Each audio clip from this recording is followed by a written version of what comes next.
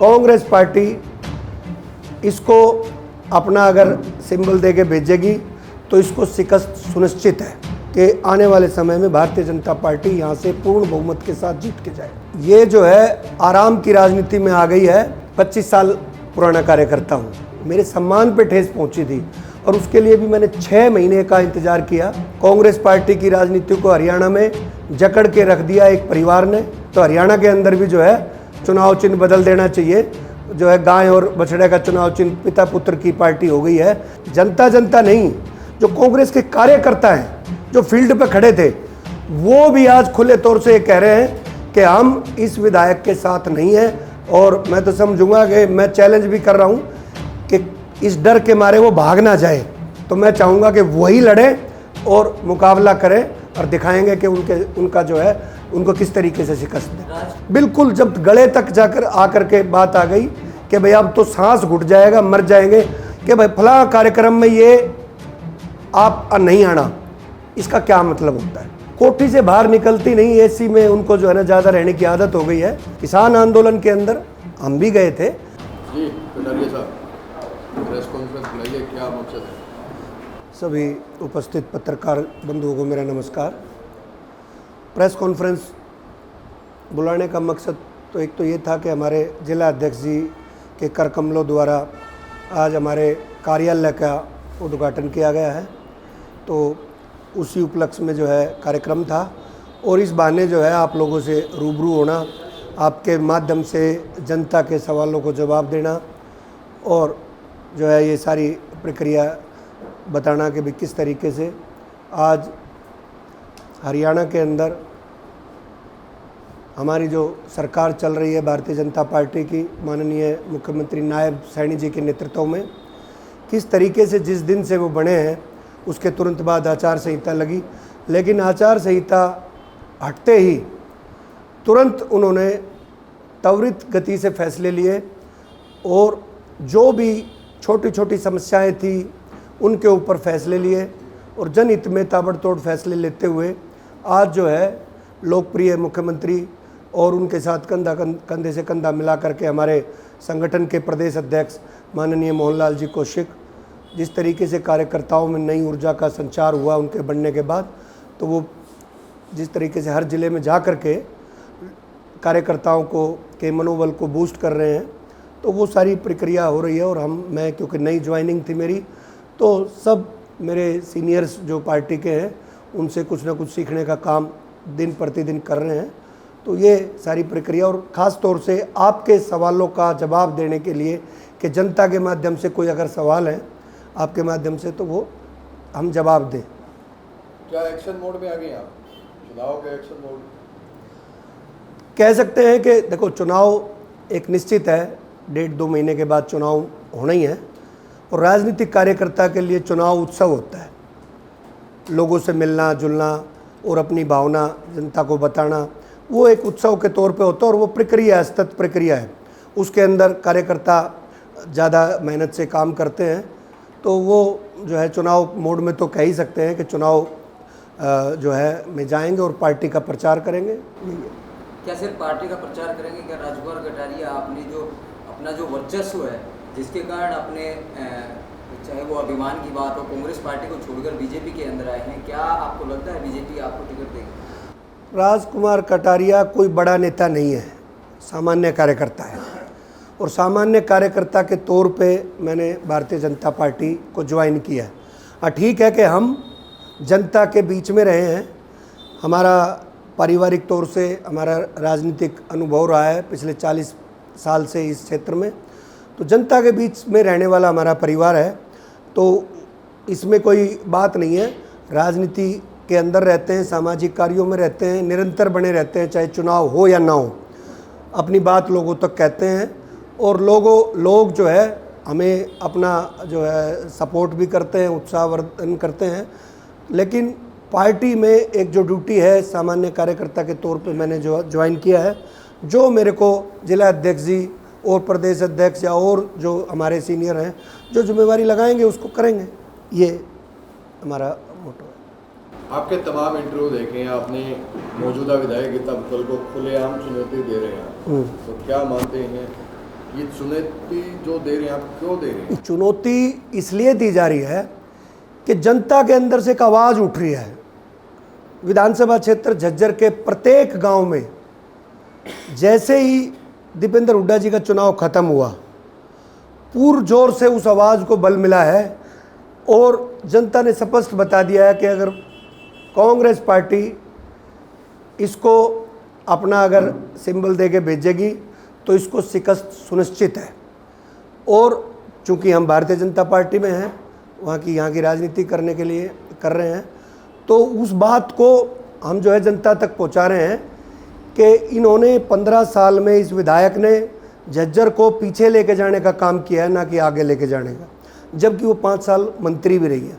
कोई एक बड़ा कार्य है इस माननीय विधायक गीता बुक्कल जी ने कोई झज्जर शहर के अंदर किया नहीं, तो उस वजह से जनता में रोष है और चुनाव के अंदर उस रोष को प्रतिपक्ष जो है, जो उस विधानसभा क्षेत्र में जो सामने वाला होता है, उसको बल भी देता है और उस सामान्य राजनीतिक कार्यकर्ता के माध्यम से हम जो है अपनी पार्टी के प्रत्याशी के लिए उस रोष को जो है जनता के बीच में लेके जाएंगे और हम सुनिश्चित करेंगे कि आने वाले समय में भारतीय जनता पार्टी यहाँ से पूर्ण बहुमत के साथ जीत के जाए।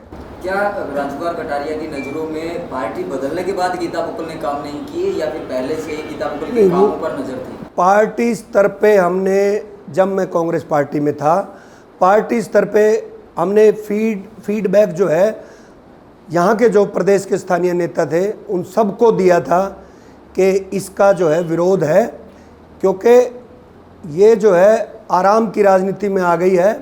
अम्ब्रेला जो एक सुरक्षित, जैसे हम धूप में चलते हैं तो छतरी लेके चलते हैं, बरसात में छतरी तान लेते हैं, तो ये जो है राजनीति अम्ब्रेला पॉलिटिक्स कर रही है कि जो अपने जो कांग्रेस के जो नेता हैं इस इलाके के भूपेंद्र हुड्डा जी, उनकी छतरी लेकर के उनके अम्ब्रेला के नीचे राजनीति कर रही है, जबकि जनता के बीच में जाकर के उसने कोई ऐसा काम नहीं किया।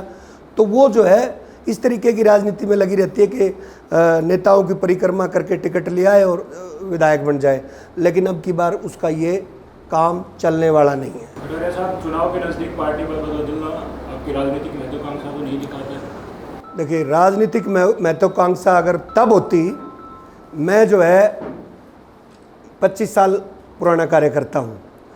चुनाव के समय अगर अभी पार्लियामेंट चुनाव हुआ है, उससे भी पहले आ जाता मैं।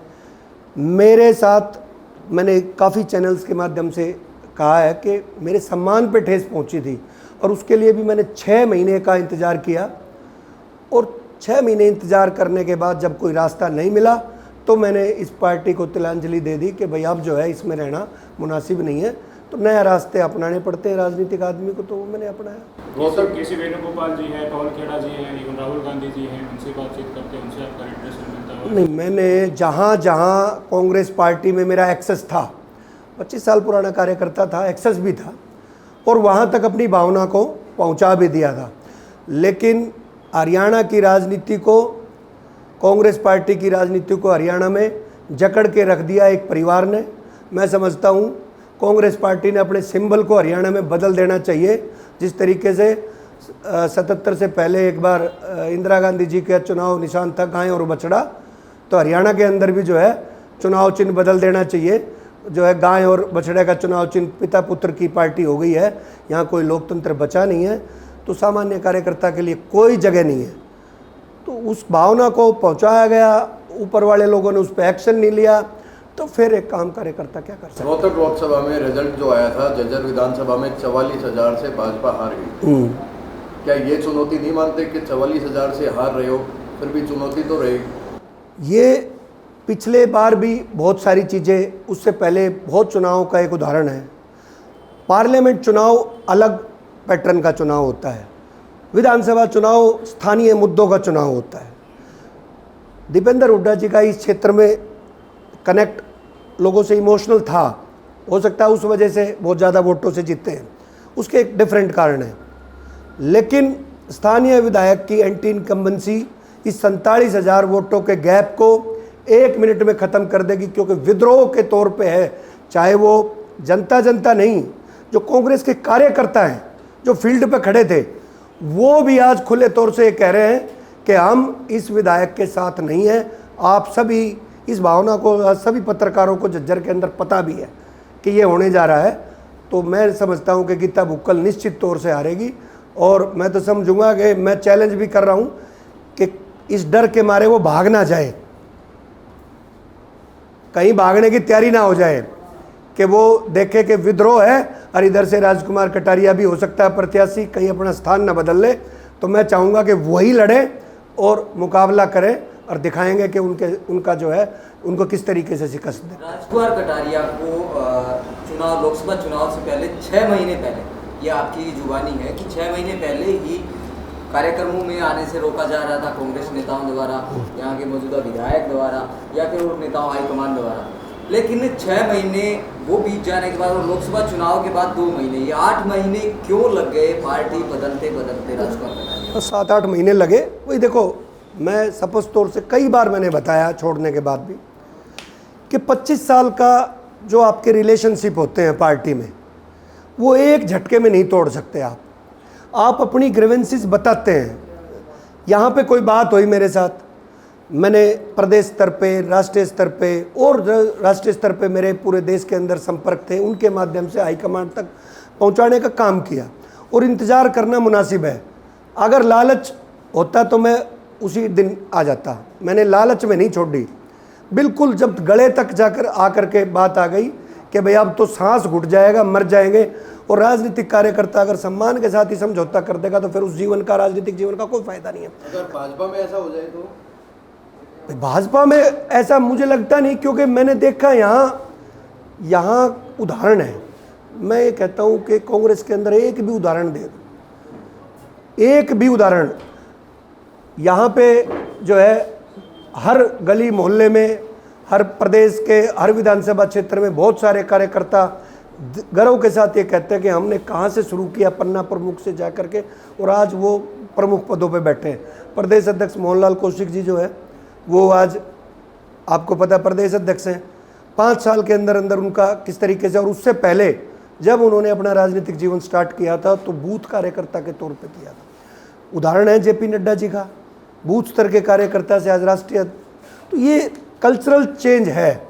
मुझे नहीं लगता कि इस बात के, देखो हम लोग MLA MP बनने की बात कर, आप लोग सोचते हैं कि ये इस वजह से, नहीं, MLA MP बनने की बात नहीं है। बात है कार्यकर्ता के तौर पे आपका सम्मान क्या है। मुझे एक भी किसी पॉलिटिकल पार्टी के अंदर ऐसा उदाहरण मिल जाए कि किसी ने ये कहा हो कि भाई फला कार्यक्रम में ये आप नहीं आना, इसका क्या मतलब होता है। कार्यक्रम होते हैं, सब कार्यकर्ता जोश के साथ आते हैं और आप किसी को रोक रहे हो। मेरे पास तो आज तक ऐसा उदाहरण नहीं है।